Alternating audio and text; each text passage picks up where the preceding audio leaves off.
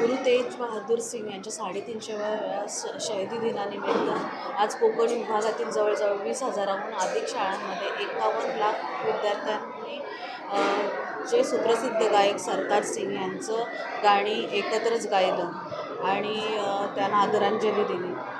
28 February आणि 1 मार्चला आदरणीय मुख्यमंत्री देवेंद्रजी फडणवीस साहेब यांच्या माध्यमातून खारघरच्या सेक्टर 29 येथे हा कार्यक्रम संपन्न होणार आहे आणि त्या कार्यक्रमाला देशातून परदेशातून 15 ते 20 लाख भक्तजन उपस्थित राहतील असं अंदाज दर्शवला जातो आणि आपण सर्वांनीही या कार्यक्रमात सहभाग घेऊन गुरु तेज बहादूरजींना आदरांजली व्हावी अशी मी आपल्याला संपूर्ण नवी मुंबईकरांना प्रार्थना करतो।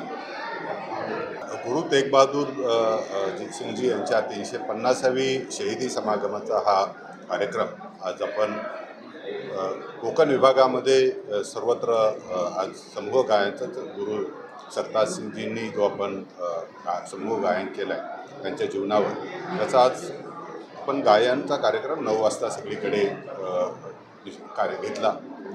नवी मुंबईतील सर्व शैक्षणिक संस्था याच्यामध्ये सहभागी झाल्या आणि विशेषतः कोकण विभागातील सर्व संस्था आपण जर बघितलं तर तो 52 लाख व्यक्ती एकाच वेळास एखादं भक्तिगीताचं समूह आपण गायन करणं हा एक मोठा उपक्रम झाला आणि याच्यामधून एक निश्चितपणे आपल्याला की राष्ट्रीय एकात्मतेचा जो संदेश आहे धर्माधर्मामध्ये एक आणि देशासाठी हा देण्यामध्ये आपण प्रयत्न केला आणि तो यशस्वी होईल अशी मला अपेक्षा आहे।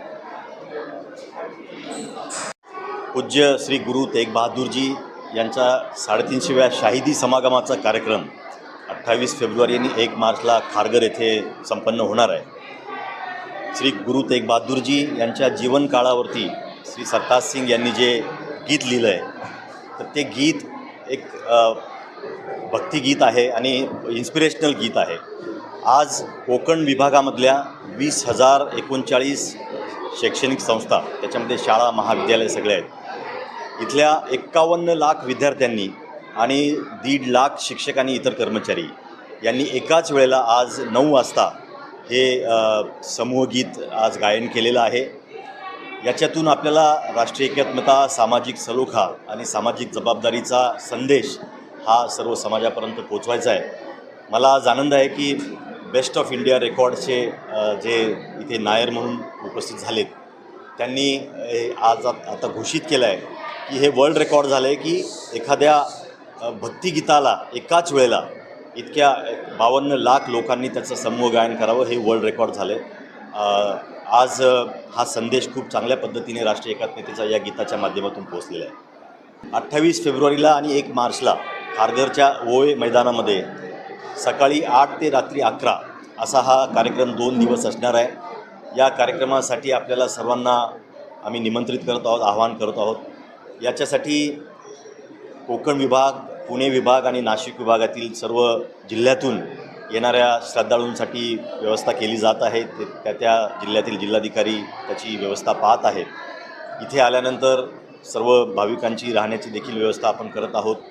त्यांना आल्यानंतर कुठली अडचण होऊ नये म्हणून जवळजवळ 37 ठिकाणी पार्किंगच्या जागा आपण शोधून ठेवलेल्या आहेत आणि एकंदरच या कार्यक्रमामध्ये लंगर असणार आहे, स्टॉल्स असणार आहेत, वेगवेगळे शक्ती प्रदर्शनाचे किंवा शस्त्र प्रदर्शनाचे स्टॉल्स असणार आहेत।